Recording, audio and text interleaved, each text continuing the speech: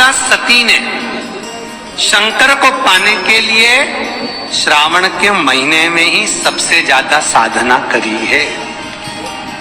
और क्या करा था माता सती ने? एक बालू का, मिट्टी का शिवलिंग बनाती थी, प्रतिदिन शिवलिंग का निर्माण करती थी और शिवलिंग का निर्माण कर कर उसकी पूजन कर कर, अर्चना कर कर उसका विसर्जन करती थी सती माता। और माता सती का नियम था भगवान शंकर को पाने के लिए शिवलिंग का। तो हमारे यहाँ शिव महापुराण में लिखा है कि पार्थिव शिवलिंग का निर्माण होना चाहिए, और पार्थिव शिवलिंग का निर्माण करना है तो उसके लिए भी वर्णन करा गया। ब्राह्मण श्वेत मट्टी के शिवलिंग का निर्माण करे, वैश्य पीली मट्टी के शिवलिंग का निर्माण करे, क्षत्रिय लाल मट्टी के शिवलिंग का निर्माण करे और शूद्र काली मिट्टी के शिवलिंग का निर्माण करे। कितना बड़ा शिवलिंग बनाना चाहिए? अगर हम पार्थिव शिवलिंग का निर्माण कर रहे हैं, या हमारे घर में हम कोई मूर्ति रख रहे हैं, या हमारे घर में हम कोई मूर्ति को विराजमान कर रहे हैं, तो उस मूर्ति का भाव कितना बड़ा होना चाहिए?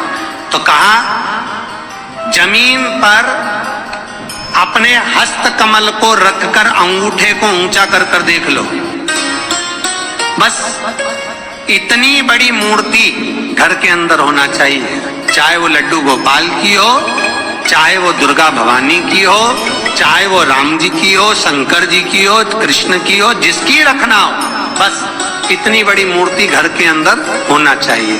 क्यों?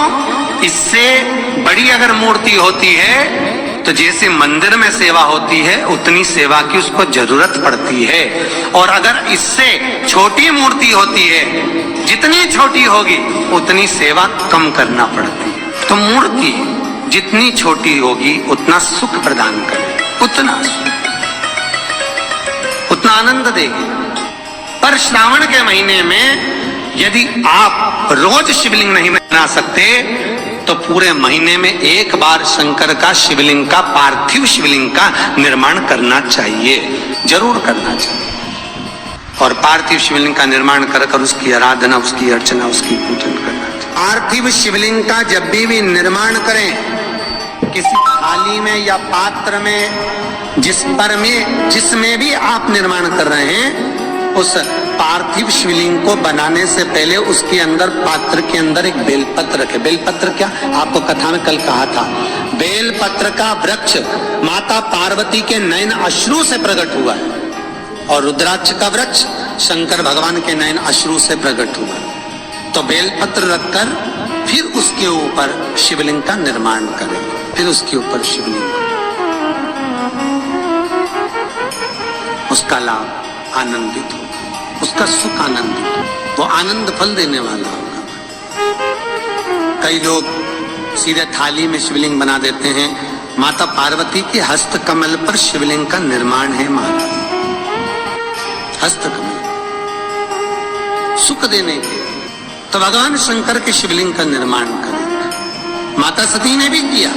यही श्रावण के महीने में माता सती शंकर भगवान के शिवलिंग का निर्माण करती है, पूजन करती है, अर्चना करती है। फिर शाम के समय उस शिवलिंग को मस्तक पर स्पर्श कर कर जलाशय में, कुंड में, जल में, बावड़ी में, कुएं में, तालाब में उसका विसर्जन करती।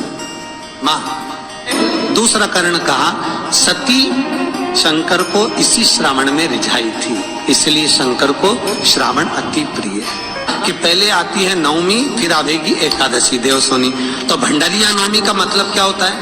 भंडारिया नवमी का स्मरण क्या होता है? अभी आपको कहा था 9 जगह पर बेलपत्र चढ़ती है। भंडारिया नवमी का मतलब ही यही है कि भगवान विष्णु सोने जाने से पहले नवमी तिथि के दिन 9 बेलपत्र भगवान शंकर को समर्पित कर कर, भगवान शिव के मंदिर में बैठकर भगवान शंकर की आराधना कर कर, भगवान विष्णु लक्ष्मी जी के साथ अपनी सृष्टि का कार्यभार 4 महीने के लिए शंकर जी को सौंप देते हैं भंडारिया नवमी के दिन। और एकादशी के दिन से, देवसोनी एकादशी के दिन जब भगवान सोते हैं, उस दिन से भगवान शंकर पूरे कार्यभार को देखते हैं। पूरे कार्यभार, जब कार्यभार सौंपा गया, भगवान शंकर सृष्टि का संचालन करने लगे, तब ब्रह्मा और विष्णु ने आकर शंकर जी की आराधना यही श्रावण के महीने में करी थी कि आपने पूरा कार्य अच्छे से संभाला, इसलिए शंकर को श्रावण अति प्रिय है। ये तीसरा कारण है शंकर को श्रावण प्रियता का।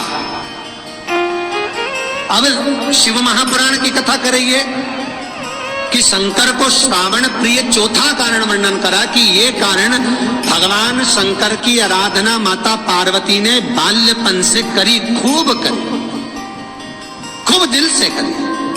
भगवान शंकर खूब रिझाया माता पार्वती। श्री शिवाय नमस्तुभ्यं। दर्शकों, आप लोग को ये वीडियो कैसा लगा कमेंट द्वारा जरूर बताइएगा। हमारे चैनल पर पहली बार आए हैं तो चैनल को भी सब्सक्राइब कर लीजिएगा। इस वीडियो को अधिक से अधिक फैमिली दोस्तों तक पहुंचा दीजिए ताकि और भी लोग इस उपाय को कर पाएं। मिलते हैं अगले वीडियो में। श्री शिवाय नमस्तुभ्यं।